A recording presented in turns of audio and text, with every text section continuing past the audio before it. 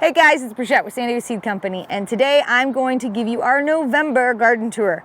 We're gonna walk around, I'm gonna show you all the things that we've got growing, you know, just life on the farm, what's going on, what are we growing, what are we processing, what are we dealing with, some frustrations that I have, some triumphs.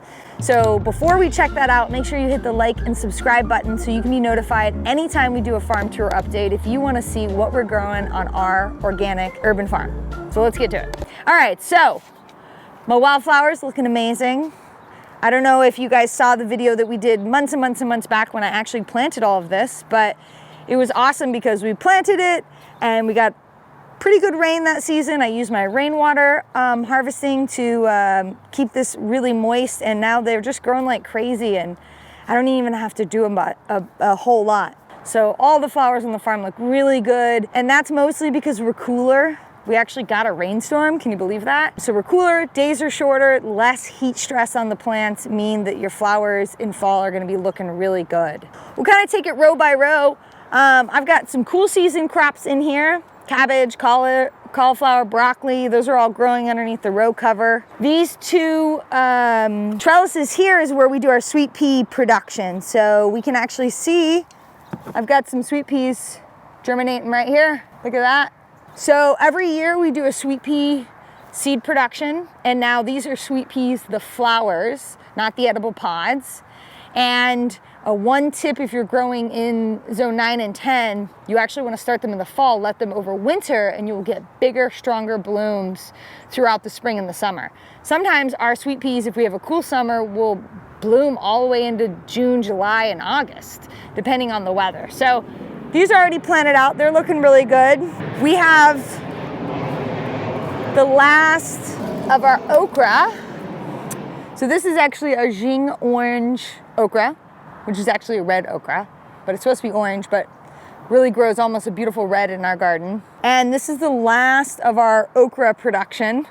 It's still growing into October because we're still warm enough, and so I'm just kind of letting it go because I love eating it. It's so delicious. This is our massive eggplant that just will not die.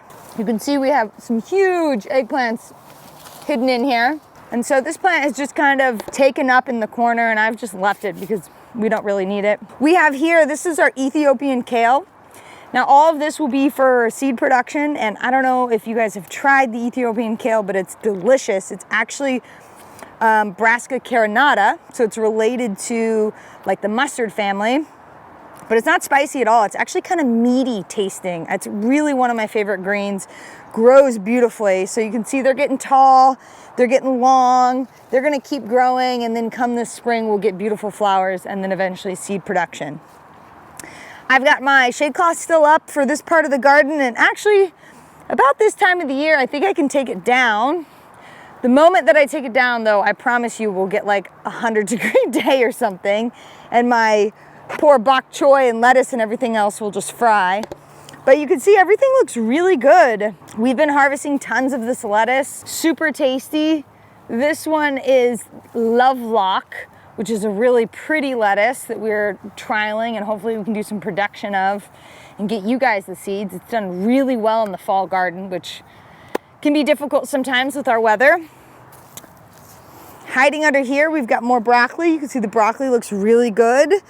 Hidden in between that is more bok choy.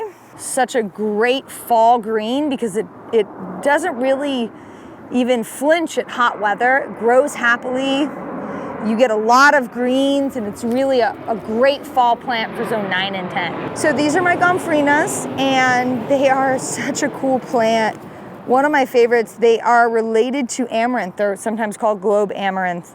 They're just really neat, and they will stay in this form forever. So if I took this inside and put it in a little vase, I don't even have to put water. It will keep this beautiful red color for a really long time. So I love making fun, cute little bouquets out of it. It grows so happy in the garden.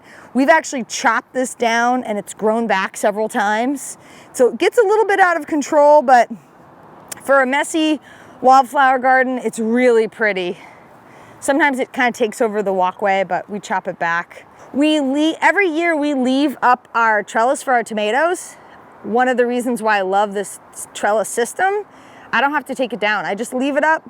So we'll end up planting our broccoli in here, I'll have to cut back all of these tropical milkweed and the Gomphrena, but we'll just plant the broccoli right in here, leave these up. They don't even interfere. It's less work for me in the long run, which I really love. So in our garden in the fall, we get a big shift in what gets sun and what doesn't get sun. You can see over here, this part of the garden is pretty lonely. We don't have a whole lot planted here because as the sun gets lower in the horizons, all of the buildings make this side pretty shady. So not a whole lot going on this side except volunteer flowers and things like that, which I actually love because they're super happy. They're growing without any work, so I'm gonna leave them. Now this side gets a lot more sun, so it's a lot happier. We've got our Peruvian Groundcherries. Let's see if I can find one. Ooh, I found some. Ah, gotta get to them. Ooh, there's a bunch in here. So we just harvested a bunch for seed. Ah! And I love these guys. Super flavorful. They're really bizarre. I always tell people, they're like, what do they taste like? I'm like, I don't know, they're weird. It's a combination of like sweet, bitter, tropical, so weird. They grow fabulously in zone 9 and 10. This is called aguamante or Peruvian Groundcherry. I actually brought this back from Peru. And they give and they give and they give and they give. Ooh. You can dehydrate them. You can eat them whole like I do. You can make really good jellies and jams out of them. They're really a neat plant. They do take over though, as you can tell. This whole part of the garden has been claimed by them. And I'm okay with that. They're happy. They give me a lot of fruit for seed production, so I'm happy. Over here we have a wild mess. Haven't really taken care of this yet. You can tell we've got tons of tomatoes that are just producing in this totally unmanaged area of the garden. We've got scabiosas that are blooming again. More and more wildflowers, they're just going crazy. I gotta take care of this area. Haven't done it yet. What will probably happen is I'll pull all this out, and this is usually where I do my potatoes. The soil is very deep here, very loamy, really nice soil, so I get nice potato production off of this area of the garden. So the list of things I need to do is really adding up, but it's fall. It's a time to enjoy the garden, slow down a little bit. The days are a lot shorter. It's cooler, so it's more of an enjoyable time to be in the garden. If we're lucky, we'll get a little bit of rain, which means that you can either turn off or turn down your irrigation. You can harvest rainwater. It's just a really beautiful time to be in the garden. So I do want to show you guys what we've been working on in the greenhouse. I want to show you some seed production we're doing. So let's go look at that. So in our garden in the fall, it's a really crazy time because we're trying to get crops in the ground, and then we're also trying to get seeds out of the ground, processed, dried, cleaned, and packaged for you. So I got a pile of scabiosa seeds here. Haven't even processed it. Really need to get to that. I will, hopefully. Inside here we have all of our delicata.